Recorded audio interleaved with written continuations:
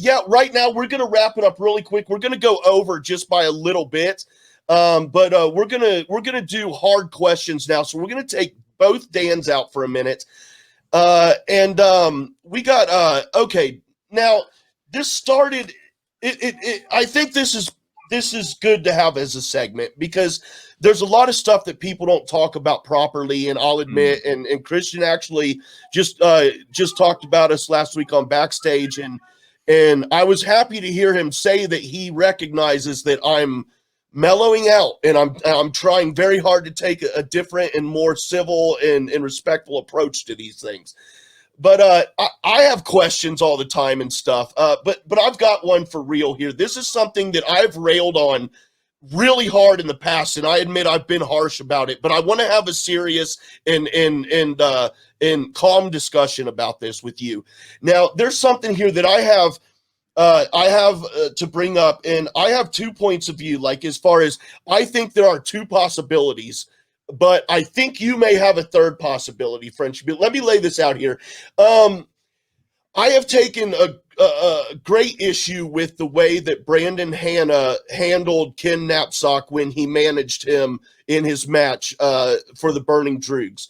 Now, I will also, I want to say that this is not any kayfabe, as they say, because in the past I pick on Brandon Hanna a lot. I have a nickname for him. This is not that segment. Truth be told, I do enjoy his work as a heel. I think he does a good job at it, and I don't like his character, but I love to not like his character, if that makes sense. That's a compliment. I do think he's doing a great job with it, and I enjoy watching him. He is a solid player. That being said, the way that he handled Ken Napzok when he managed him, like I said, in my mind, there's two things that could have happened here. One, he very poorly managed Ken, and it honestly did affect Ken and the outcome of that match, and Ken losing that match. The way Brandon berated him and belittled him and picked on him and all that. Yes, it goes with his character, but one possibility is that was legit. It really did affect the outcome, which hurt not only Napzok's performance and his career stats and all that as a player, it hurt the faction and the faction's points and all of that. Or it was that entire thing was scripted, which means that it was scripted that Ken would lose, which I do not believe that's the case, because I've heard Christians say several times that, you know, in wrestling, of course, yes, results a lot of times are scripted, but this is trivia. We cannot, you know, that's the sports side of it. We can't script the wins and losses. So I don't think that's it, because if that were it, then that means for the sake of storyline, they threw a match and it ended up causing real players real career stats and numbers and stuff like that. That's why I've always been of the opinion that that was more real than it wasn't real, and Brandon was perhaps way out of line and did some real damage there. Well, look, you got the part of reality is here. What's missing is the middle here, okay? Yes, there is scripting, okay? Scripting is necessary to have these kind of characters, these kind of dynamics. The way I see it, and again, it's funny, Christian's like, Louis goes from a wrestling point of view. To be honest, I just got into wrestling recently. It's more of a structured point of view, right? I started my own call center. I manage a call center. I understand that, it's not just one perspective. And what's missing, though, what I connected with wrestling is the fact that, they probably have cue cards of what their character is and how they should approach, what emotion they should approach this situation. But the end result, they don't know what they're going to say, right? The free for all, what they're going to say. But they understand that you have to be angry and you're going to get hit by a chair and the new partner is going to come out. Fill in the blanks. Then that's what I think happened with like that match. I think Napzok signed off on it. I think that he knew exactly the emotion, what kind of like attitude he's going to get. And they just fill in the blanks. And that's what, Christian's vision was, or someone's vision anyways, was of this situation. maybe it didn't work because, or it got too awkward because it was just too much, right, out of Hannah's perspective or Hannah's side. But personally, I find that it was already signed off, and the match, wasn't really necessarily affected by the circumstances. It was, more other quantities that happened that it kind of effed up. But no, I like also a lot of things in the SCN world. I find that there's a lot of things that they probably understand what their character is, and they're going to insult each other and be, and at the end, off screen, we don't see it. It's like, hey, that was awesome, boys. Thank you for doing it. And, and everyone goes on the side, because if it was like that constantly and back and forth, I don't think we would have a Schmodown, because it would be chaos, So I think there's a lot more things we don't understand in the background than we should. Right.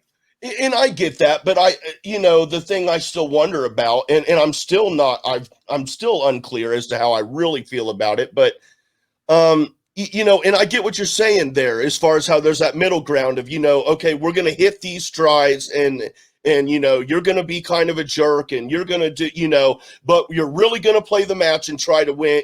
I get what you're saying, but at the same time, that's why it's hard for us as fans, because we, like you just said, we don't see backstage behind the scenes. Mm-hmm. So, we don't know what really does affect the players negatively or positively.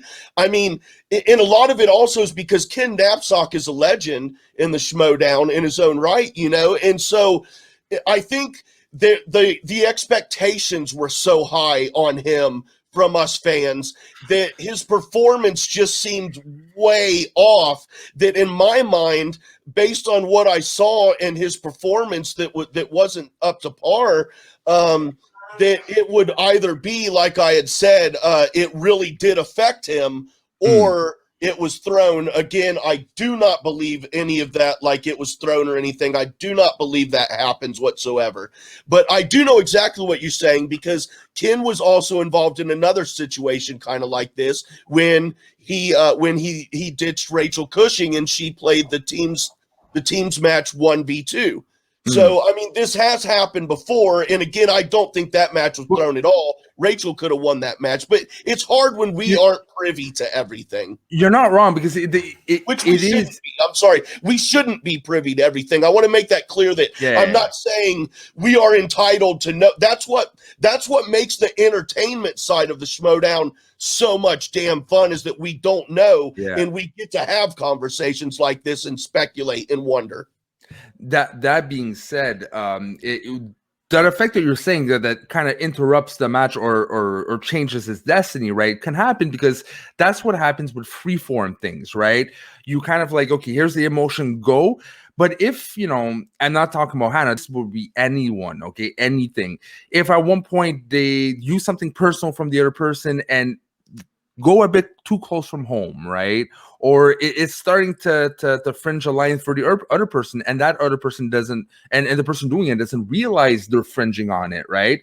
Then you can create these dynamics. But this is just a circumstances of adapting to, free flow, say what you need to say, just stay in the character. It's a learning process, and sometimes I'm sure you can cross a line, and that might have happened with Hannah, or it could happen with other ones, but it's part of the game. It's part of freestyling and doing a sport at the same time.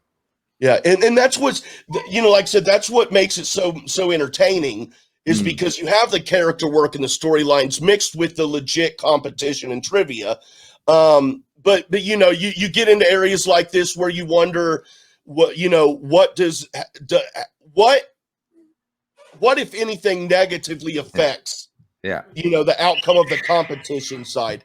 And it's something that, dude, I mean, I'm sure there'll be matches this year and in the next seasons to come where we'll be wondering the same thing. How much does the character work affect the storylines? Because we know the outcomes of the matches. So we know the outcomes of the matches certainly affect the direction the storyline goes, but we don't know how much it affects it in the opposite way. So All right.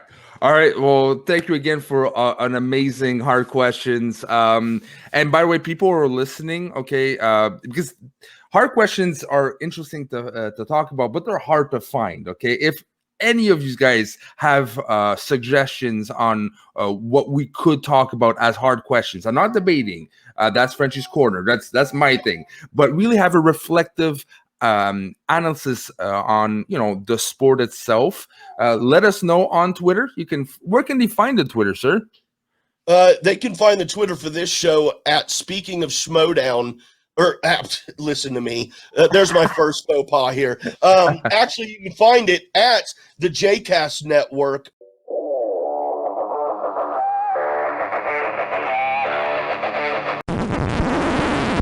You want to hear something funny? The mic wasn't on that whole time. No way. Yeah, for real. Oh, wow. So smooth.